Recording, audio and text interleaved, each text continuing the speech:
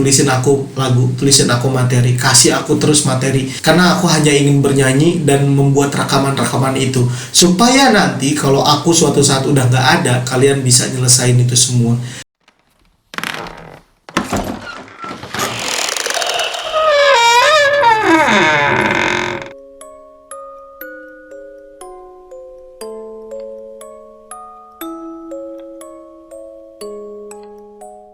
Assalamualaikum warahmatullahi wabarakatuh guys. Balik lagi nih di channel kesayangan kalian, Aquilas Room.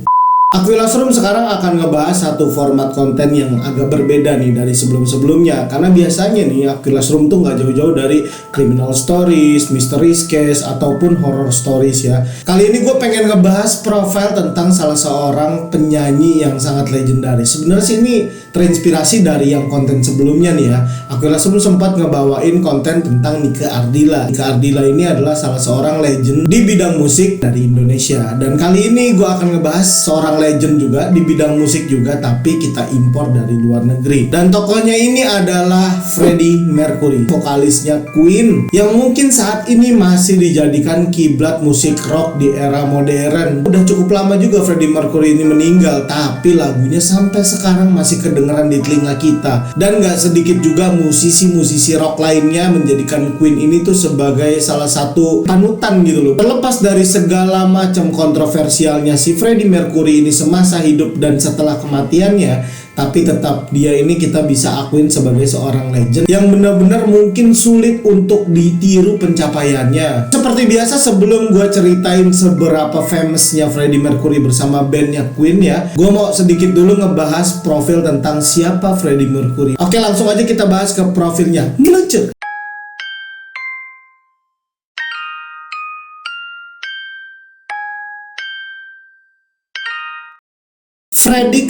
Freddie Mercury adalah seorang pria berkebangsaan Inggris yang lahir di Stone Town, wilayahnya Zanzibar, yang mana dia ini adalah salah satu jajahannya negara Inggris. Makanya kenapa Freddie Mercury itu dianggap sebagai berkebangsaan Inggris. Dan dia sendiri lahir pada tanggal 5 September 1946.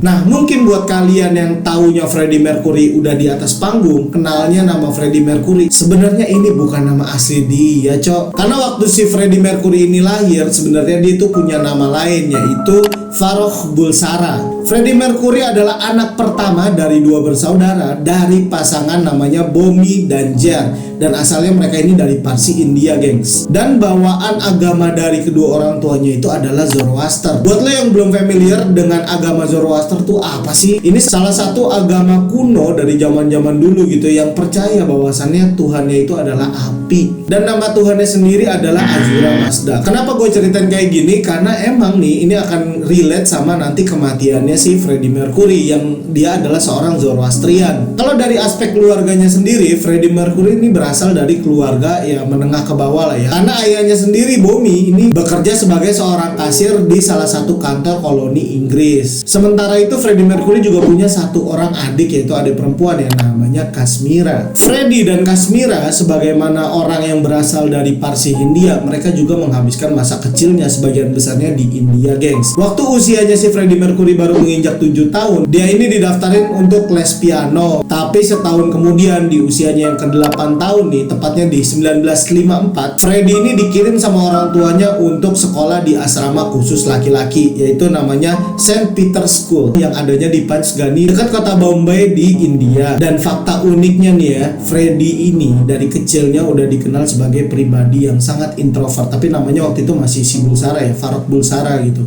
Dan dia tuh bener-bener pendiam, pemalu. Tapi kalau pengakuannya si Freddie Mercury, dia nih kalau di atas panggung gak ada introvert-introvertnya, gengs. Walau bagaimanapun si Freddie Mercury ini emang terkenal sebagai pribadi yang introvert, tapi dia juga masih tetap punya teman. Ini terbukti ketika usianya si Freddie ini menginjak di usia 12 tahun, dimana dia membentuk band pertamanya dia bernama The Hectic, dimana band ini sering banget ngebawain cover-cover lagu rock and roll dari Little Richard dan Cliff Richard. Freddie Mercury juga dikenal oleh teman-teman semasa kecilnya ini sebagai sosok yang sangat luar biasa dan ajaib bahkan ya gengs ya. Karena menurut teman-temannya nih, si Freddie Mercury ini kalau dengerin lagu lewat radio, satu kali dengerin abis itu dia bisa langsung niruin seluruh musiknya lewat piano. Kebayangkan lo ya, jeniusnya nih orang. Walaupun si Freddie Mercury ini terkenal sebagai pribadi yang introvert, pendiam, pemalu, tapi tetap banyak orang yang masih mau jadi temennya dia. Dan karena emang si Freddie Mercury ini sekolah di St. Peter's School tadi, ini basisnya adalah sekolah asrama khusus laki-laki gengs ya, sampai dia akhirnya kepikiran nemu sebuah nama yang kemudian kita kenal sampai dengan saat ini, yaitu Freddie Mercury. Selama dia sekolah di St. Peter's School juga, Freddie Mercury ini mulai juga aktif main-main musik lebih serius gitu ya. Yang tadinya dia cuma piano, main sendirian, sekarang udah ngebentuk band dan mulai sering latihan sama teman-teman di sekolahannya. Sampai akhirnya di bulan Februari 1963, Freddie Mercury ini balik lagi tinggal sama orang tuanya di sebuah apartemen kecil di daerah Zanzibar. Dan setahun berikutnya di 1964, Kesultanan Zanzibar, negara tempat dia tinggal nih, runtuh ya. Orang-orang keturunan Arab dan India ini dibunuh-bunuhin gengs. Sampai akhirnya dirasa udah gak aman lagi untuk tinggal di sana dan terlalu mencekam suasananya di sekitaran tempat tinggal mereka nih ya. Ini akhirnya si kepala keluarganya Pak Bomi nih ya, dia mengajak istri dan anak-anaknya untuk langsung hijrah ke sebuah rumah kecil yang ada di 22 Gladstone Avenue, Feltham, Middlesex, Inggris. Dan di Gladstone Avenue inilah untuk pertama kalinya Freddie Mercury bertemu dan berteman dengan Brian May yang saat itu masih jadi seorang mahasiswa yang ngambil jurusan fisika, lu kebayangkan ya, dan juga Roger Taylor yang masih jadi mahasiswa kedokteran gigi. Sementara Freddie sendiri ngambil jurusan desain grafis di Ealing Art College, dan dia ini lulus sebagai lulusan diploma di tahun 1969. Yang di kemudian hari dia menggunakan keterampilan ini untuk merancang desain logo band Queen. Pada tahun yang sama di 1969, Freddie Mercury ini juga aktif ngeband lagi nih. Dia ketemu sama salah satu band asal Liverpool dengan nama Urakage. Dan setelah dia aktif ngeband bareng si Urakage tadi nih ya, dia ini mulai pindah dan tinggal di apartemen The Dovetail Towers yang ada di Liverpool untuk biar lebih dekat dengan si Urakage tadi, biar gampang latihan bandnya gitu loh. Dan selain dia sibuk ngeband, sibuk ngisi-ngisi acara-acara kecil-kecilan, si Freddie Mercury juga sambil jualan baju bekas, dan bahkan dia sempat bekerja juga sebagai petugas bagasi di airport Heathrow yang sekarang mungkin kita kenal sebagai London Heathrow Airport ya. Tapi sayangnya ya, Urakage ini sendiri cuma bertahan 1 tahun bandnya dan bubar di tahun 1970. Dan di tahun tersebut juga si Freddie Mercury untuk pertama kalinya kenalan dengan yang namanya cinta, dan dia ini memilih seorang kekasih dengan nama Mary Austin yang kemudian nanti sama si Freddie Mercury ini diajak untuk tinggal bareng sama dia selama 6 tahun di sebuah rumah, tepatnya di 12 Stafford Terrace di Kensington, London, Inggris. Semenjak Freddie berkenalan dengan si Mary Austin ini di April 1970 dan kemudian diajak tinggal bareng selama 6 tahun pacaran gitu ya. Jadi sampai dengan 1976, tapi akhirnya mereka putus gengs. Mereka ini putus bukan karena adanya orang ketiga atau gimana ya, tapi lebih ke arah prinsip. Karena emang di akhir masa mereka pacaran ini, akhirnya si Freddie Mercury ini mengakui kalau dia ini adalah seorang gay. Bukan gay doang sih sebenarnya, bisex, karena dia tetap suka juga sama si Mary Austin. Tapi gimana pun nih, luar biasanya mereka berdua adalah mereka ini nggak jadi musuh setelah putus. Beda sama kita yang kalau udah mantan udah kayak haram banget begitu loh. Nah kalau mereka berdua ini tetap menjalin kontak dan ya tetap berteman gitu, karena emang mereka udah pernah bersama juga selama 6 tahun kan ya, bukan waktu yang singkat juga. Gue nggak akan ngebahas detail gimana kisah percintaan antara si Freddie Mercury dengan Mary Austin dan percintaan Freddie Mercury yang lain lah, karena gue mau fokus kali ini di tentang Freddie Mercury-nya sendiri bersama dengan band Queen yang akhirnya jadi legenda geng. Nah sekarang kita balik ke Freddie Mercury sendiri. Bersama dengan mulai pacarannya Freddie Mercury sama si Mary Austin juga, sebenarnya Freddie Mercury ini juga ketemu dan kenalan lebih dekat lagi dengan 2 orang personil yang nantinya akan jadi personil Queen, yaitu Brian May dan Roger Taylor. Dan di tahun yang sama juga, karena merasa cocok dengan si Brian May dan Roger Taylor ini, akhirnya Freddie Mercury memutuskan untuk membuat band lagi nih. Baru selesai sama Urakage tadi, langsung bikin bareng mereka berdua dengan nama Smile. senyum. Nah, di format awal terbentuknya band Smile sendiri di tahun 1970 ya, ini mereka cuma beranggotakan 3 orang. Sampai akhirnya setahun kemudian di 1971, akhirnya mereka merekrut seorang basis namanya John Deacon. Nah, semenjak masuknya si basis atau si John Deacon ini pula lah nama bandnya dia yang tadinya Smile berganti menjadi Queen, dan pergantian nama bandnya dia dari Smile ke Queen juga ini mempengaruhi si Freddie Mercury juga nih. Yang tadinya Freddie Mercury masih pakai nama panggungnya itu Freddie Bulsara, diganti sama dia jadi Freddie Mercury. Disinilah di tahun 1971 menjadi kelahiran tokoh musisi terkenal di dunia yang saat ini kita kenal sebagai Freddie Mercury. Dan ternyata gengs ya, band Queen ini nggak seperti band-bandnya Freddie Mercury sebelum-sebelumnya yang bubar gitu aja. Mereka nih serius untuk menggarap band Queen ini sendiri karena memang potensial mereka semua nih ternyata. Akhirnya mereka menggarap album pertama mereka yang dikasih judul namanya Queen juga ya, sesuai dengan nama bandnya mereka nih. Dan lu perlu tahu nih ya, logo Queen yang sekarang kita kenal yang udah selegend itu Queen ya, ini baru dikerjain projectnya sama si Freddie Mercury sendiri karena dia kan sempat sekolah desain grafis tadi kan ya. Dia bikin itu sebelum rilis album pertama, lu bayangin tuh ya SKS itu sistem kebut semalam. Dan logo Queen yang didesain sama si Freddie ini juga lah yang kemudian dikenal dengan sebutan Queen Crash. Dan logo Queen juga ini berdasarkan gabungan dari keempat zodiak milik 4 personilnya, yaitu dimana ada 2 personilnya Queen yang kebetulan bintangnya Leo, akhirnya dikasihlah 2 singa di situ. Dan ada 1 personil yang bintangnya Cancer, dikasih kepiting di situ. Dan sementara ada 2 peri lainnya untuk melambangkan zodiak Virgo. 2 singa yang melambangkan zodiak Leo ini adalah milik Deacon dan Taylor, sementara Cancer yang diwakili dengan kepiting itu adalah milik si Brian May. Dan 2 peri yang melambangkan Virgo itu miliknya Freddie Mercury. Dan terbentuklah band Queen yang saat ini menjadi legenda. Bahkan sampai di zaman sekarang nih masih banyak banget orang yang beli albumnya Queen yang asli. Sampai sejauh ini menurut literatur yang gua dapat ini banyak versi ya. Ada yang bilang Queen itu udah mencetak sebanyak 170 juta kopi rekaman,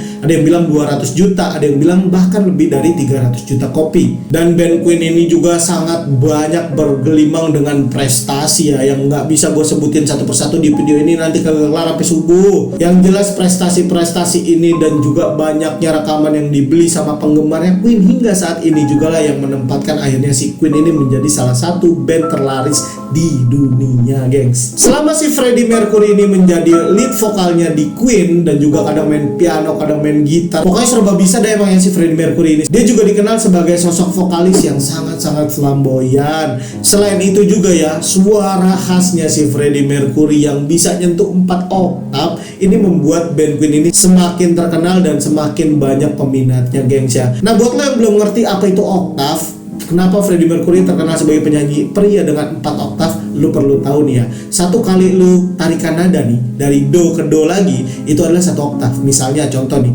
do re mi fa sol la si do, itu 1 oktav. Do re mi fa sol la si do, 2 oktav. Nah, seterusnya sampai 4 oktav. Mohon maaf kalau gue tiruin nanti putus suara gue. Freddie Mercury juga sebagai lead vokal, dia juga sangat-sangat produktif untuk menulis sebagian besar dari lagu-lagunya Queen yang sampai saat ini jadi hits ya, gengs ya. Di antaranya adalah Bohemian Rhapsody, dan juga ada Somebody to Love, dan We Are the Champion yang selalu ada di kompetisi Liga Champion sampai saat ini, gengs. Nah, saking multi talentanya Freddie Mercury, gengs ya, lu perlu tahu nih, selain dia aktif di Queen yang udah jadwalnya sepadat itu, dia masih sempat-sempatnya juga ngerilis album solo karirnya dia sendiri. Dan bahkan dia juga tampil nongol di album-album milik musisi-musisi terkenal lainnya sebagai musisi tamu gitu loh ya. Jadi kayak featuring gitu loh. Bahkan Freddie Mercury juga terkenal sebagai seorang produser musik juga di saat itu, dan banyak banget artis yang dia orbitin juga tenar-tenar di saat yang sama. Dari sebanyak itu prestasi yang ditorehkan oleh si Freddie Mercury baik secara personal, individu, ataupun dengan bandnya yaitu Queen, ini juga nggak terlepas dari yang namanya umur, gengs. Namanya juga manusia kan ya, segala sesuatunya ada batasnya, termasuk untuk si Freddie Mercury sendiri, dimana Freddie Mercury akhirnya harus menyerah dari perjuangannya melawan virus HIV/AIDS. Nah, sekarang gue mau ceritain sedikit detail tentang gimana si Freddie Mercury akhirnya terindikasi dia kena HIV/AIDS dan juga sampai dengan meninggalnya si Freddie Mercury. Meluncur.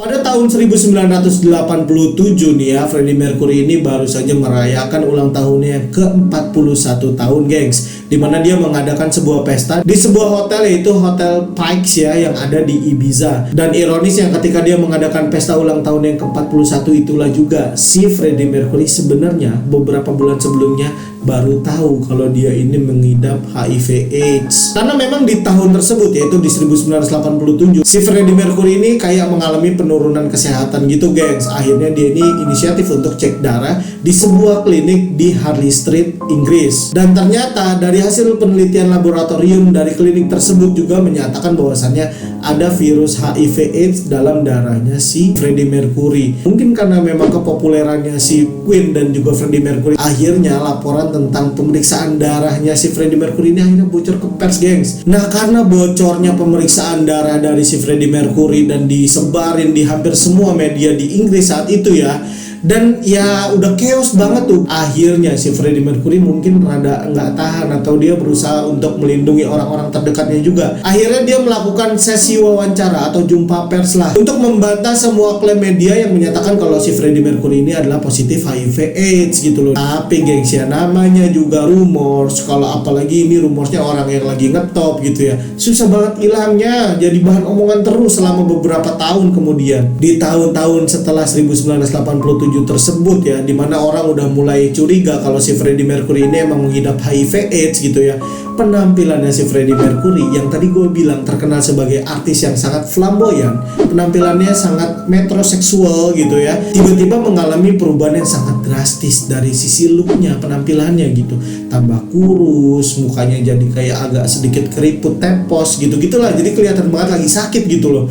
Udah makin liar lagi orang-orang menggibahin si Freddie Mercury. Dan di tahun-tahun setelahnya juga nih ya, si Queen sendiri ini juga sering absen di tur-tur yang sebenarnya mereka udah dijadwalin untuk ngisi nih, tapi tiba-tiba cancel. Ditambah lagi, gengs ya, si Freddie Mercury juga mengalami banyak sekali kayak tudingan-tudingan dari para mantan kekasihnya, yang notabene hampir dipastikan rata-rata nih semuanya adalah pria. Sementara untuk kekasih wanitanya si Freddie Mercury yang diketahui adalah si Mary Austin saja. Namanya orang kan selalu ada plus minusnya, gengs ya. Mungkin ini salah satu kekurangan dari Freddie Mercury. Sampai akhirnya di tahun 1990 rumors tentang kesehatannya Freddie Mercury ini semakin meluas, semakin banyak yang meyakini kalau ini benar gitu. Walaupun si Freddie Mercury di tahun 1990 masih tetap ngebantah, sama kayak di tahun 1987 ya. Dan singkat cerita, sampai di tanggal 18 Februari 1990, band Queen ini diundang untuk menghadiri acara Brit Awards 1990. Kayak semacam penghargaan buat musisi, artis, maupun ya orang-orang tokoh entertain di Inggris saat itu gitu. Acaranya sendiri juga digelar di sebuah teater yang cukup besar, yaitu Teater Dominion London. Dan Queen sendiri di acara tersebut ini menang sebuah penghargaan, yaitu Outstanding Contribution to Music. Nah, seharusnya sebagai band yang menang penghargaan kan biasanya ceria, tampilnya tuh energik, tapi ini enggak. Kelihatan banget dia lagi sakit. Penampilannya kayak orang sakit gimana sih, kelihatan lah ya, pucat,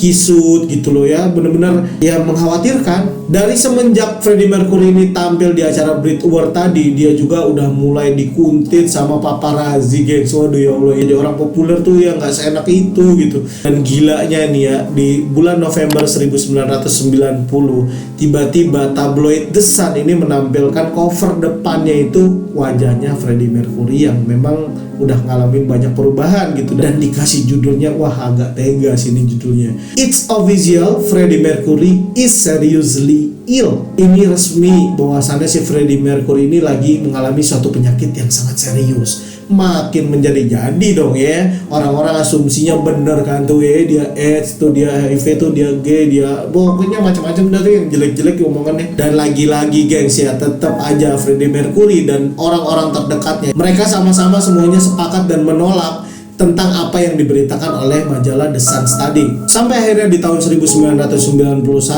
Queen ini kembali merilis lagunya dan beserta video klip. Judulnya itu These Are the Days of Our Lives, dan itu menjadi video klip terakhir dari Freddie Mercury di depan kamera.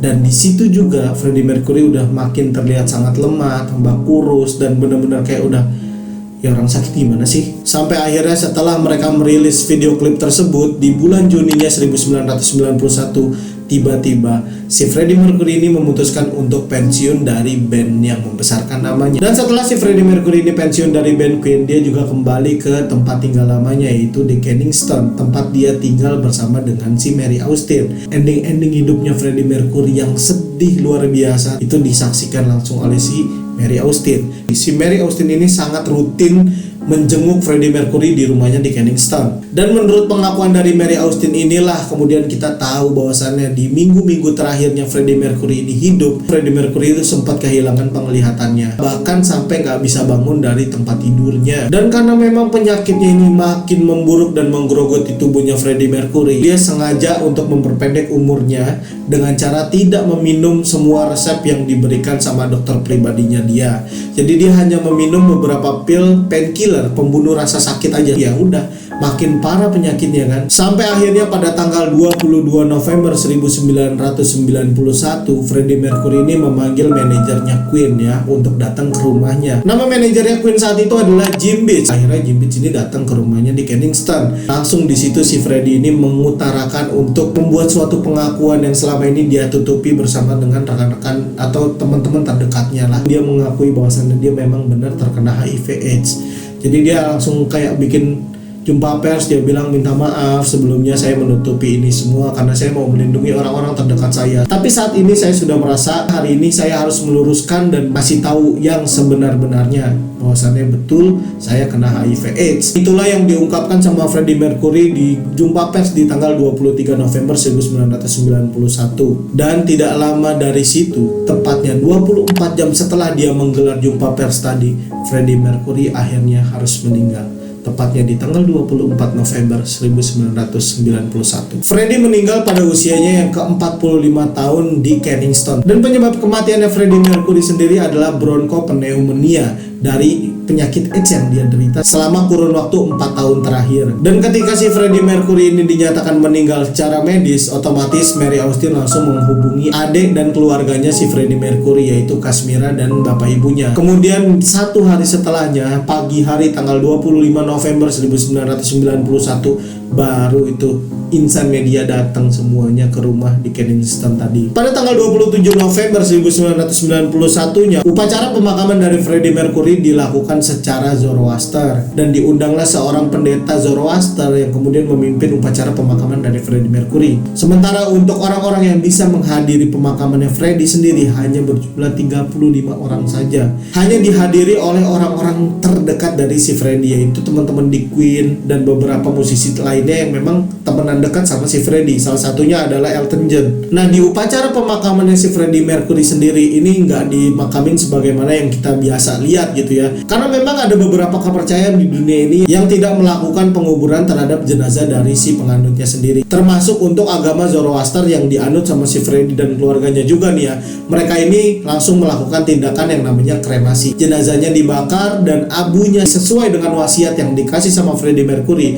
ini harus dibawa sama si Mary Austin dan dikuburkan di suatu tempat yang Freddie Mercury juga pilih, tapi nggak boleh dikasih tahu ke siapapun. Jadi nggak ada yang tahu di muka bumi ini di mana abu pembakaran dari jenazahnya si Freddie Mercury ini dikubur sama si Mary. Nggak ada yang tahu tuh, gengs. Saking legendnya nih orang ya, setelah kematiannya pun ya, album dari Queen masih rilis, gengs. Begitu keluar albumnya ini meledak juga di pasaran bahkan setelah kematiannya Freddie loh, gengs. Dan di sebuah wawancara di tahun 1993, akhirnya Brian May, salah seorang personil dari Queen, ini juga mengadakan sesi wawancara dan dia ini mengakui semuanya ya memang ditutupi sama Freddie sebelumnya karena memang dia mau melindungi orang-orang terdekatnya termasuk kami. Ya udah, di situ dia juga ngasih tahu bahwasannya sebenarnya Freddie udah jujur ke kita, ke keluarga terdekatnya, ke orang-orang yang dia kenal dan dekat gitu ya. Itu jauh-jauh hari sebelum pemberitaan muncul di tahun 1991. Si Brian May juga menceritakan ending-ending dari hidupnya Freddie Mercury, di mana ada hal yang sangat menyentuh. Gue juga pas baca agak sedih karena nih Freddie Mercury, kata Brian May, sempat ngomong ke teman-teman di Queen ya. Dia ngomong gini, tulisin aku lagu, tulisin aku materi, kasih aku terus materi, karena aku hanya ingin bernyanyi dan membuat rekaman-rekaman itu supaya nanti kalau aku suatu saat udah gak ada, kalian bisa nyelesain itu semua. Itu kebayang gak ya? Gila, man, ini menyentuh dan bikin gue merinding sih, terus terang jujur. Respect banget ya, karena gue juga pernah ngeband ya dulu sih gitu kan, dan gue tahu banget namanya rekaman itu pasti lagunya itu dinyanyiin sama penyanyinya dulu, baru bisa jadi nanti dikulik musiknya seperti apa yang cocok dengan si penyanyinya. Makanya si Freddie Mercury ini minta dibikinin lagunya, materinya dikasih ke dia supaya dia bisa ngetek rekaman suaranya dia duluan nih. Karena nanti kalau dia meninggal, teman-teman yang lain nih tinggal masukin musiknya aja dengan suara yang udah di-take duluan sebelum dia meninggal. That's why kenapa Queen setelah si Freddie Mercury meninggal masih ada bisa ngeluarin album baru. Ini penyebabnya guys. Gila gak? Dan kisah luar biasanya si Freddie Mercury juga ini banyak banget dapat penghormatan gengs ya. Karena setelah dia meninggal ini dibuatlah sebuah patung di Montreux, Swiss oleh seorang seniman dengan nama Irena Sedleka. Tinggi patungnya sendiri hampir 10 kaki atau 3 meter gengs. Dan patungnya ini menghadap sebuah danau di Jenewa dan diresmikan pada tanggal 25 November 1996. Dan yang ngeresmiin juga adalah ayahnya si Freddie Mercury sendiri. Sementara teman-teman personil dari band Queen juga hadir di saat meresmikan patung tersebut. Dan pada tahun 1997, 3 personil yang tersisa dari band Queen juga merilis sebuah lagu dengan judul No One But You atau yang biasa dikenal dengan Only the Good Die Young. Sebuah lagu yang emang diciptain dan didedikasikan untuk Freddie Mercury dan orang-orang yang meninggal terlalu cepat menurut mereka. Dan pada tahun 1999, pemerintah Inggris juga memberikan penghormatan kepada si Freddie Mercury, di mana mereka merilis sebuah perangko dengan foto wajah Freddie Mercury. Bahkan setahun setelah kematiannya Freddie Mercury, tepatnya di tahun 1992, Freddie secara anumerta dianugerahi sebagai Outstanding Contribution to British Music di Brit Award tahun 1992. Dan sebuah konser juga digelar di sebuah stadion, yaitu Wembley Stadium. Siapa yang gak kenal, kalau pecinta bola tahu banget lah ya. Dan pada tahun 2002, Freddie berada di peringkat 58 dalam jajak pendapat yang diadakan stasiun televisi BBC sebagai 100 orang Inggris paling berpengaruh. Bahkan di tahun 2005 silam nih ya, Freddie Mercury juga dinobatkan sebagai penyanyi pria terbaik sepanjang masa berdasarkan dari jajak pendapat yang dilakukan oleh stasiun televisi MTV. Nah, beda lagi dengan versi penghormatan yang dilakukan oleh majalah Rolling Stone, yaitu majalah khusus buat pemusik-pemusik lah ya. Di November 2008, Freddie Mercury ini sempat dinobatkan sebagai peringkat 18 dari 100 penyanyi terbaik sepanjang masa. Dan bahkan di bulan November 2008 silam juga, Freddie Mercury ini sempat dijadikan inspirasi untuk bikin sebuah film biografi tentang musik, yaitu tentang si Freddie Mercury dan juga band Queen-nya nih, dengan judul Bohemian Rhapsody, yang kemudian film ini juga menjadi film biografi musik terlaris sepanjang masa. Selain itu masih banyak sekali penghormatan lainnya yang nggak bisa gue ceritain di sini, nanti nggak kelar sampai subuh. Kematiannya dari Freddie Mercury sendiri juga menjadi sebuah sejarah yang sangat penting dari penyakit AIDS tersebut. 3 anggota yang tersisa dari band Queen juga mendirikan beberapa organisasi, salah satunya adalah The Mercury Phoenix Trust dan juga The Freddie Mercury Tribute Concert for AIDS Awareness, di mana mereka menggalangkan dana untuk penderita AIDS dan juga untuk penelitian tentang AIDS. Mereka juga mengadakan konser di Wembley Stadium yang kemudian konser tersebut dihadiri lebih dari 72.000 orang, dan di konser tersebut juga banyak sekali artis-artis mega bintang saat itu yang turut menjadi pengisi acara di konsernya, sehingga konser tersebut katanya sih ya ditonton lebih dari 1 miliar orang. Karena memang konser ini juga secara live disiarkan di 76 negara, cok. Oke guys, dengan berakhirnya konser yang ditonton sama 1 miliar orang juga, harus berakhir juga cerita gue tentang biografi dari Freddie Mercury. Dari semua cerita yang disampaikan kali ini, kita bisa ambil sisi-sisi positifnya. Salah satu positif yang dimiliki oleh Freddie Mercury adalah kegigihannya dia, optimisme dia, dan semangat tidak pantang menyerah lah. Dalam keadaan sakit pun dia masih tetap mau bikin karya gitu. Itu yang harus kita acungi jempol. Ya ada pun sisi negatifnya, ya semua orang punya kekurangan, jadi silakan ditinggalkan, jangan coba-coba ditiru yang negatifnya. Dan buat kalian para penggemar Queen, semoga kalian semua terhibur dengan cerita kali ini. Gue juga mau ngucapin banyak terima kasih nih buat kalian yang udah nonton video gue dari awal sampai akhir. Dan buat kalian yang belum subscribe, gue ingetin sekali lagi subscribe channel ini, karena di channel ini kita bakal bahas banyak hal yang seru-seru lainnya nanti ke depannya. Kalau buat kalian yang udah subscribe, jangan lupa untuk like, comment, dan juga share video ini ke teman-teman kalian supaya semakin banyak juga pelajaran yang bisa kita ambil dari channel ini sama-sama, gengs. Akhir kata dari gua, terima kasih dan see you on the next video.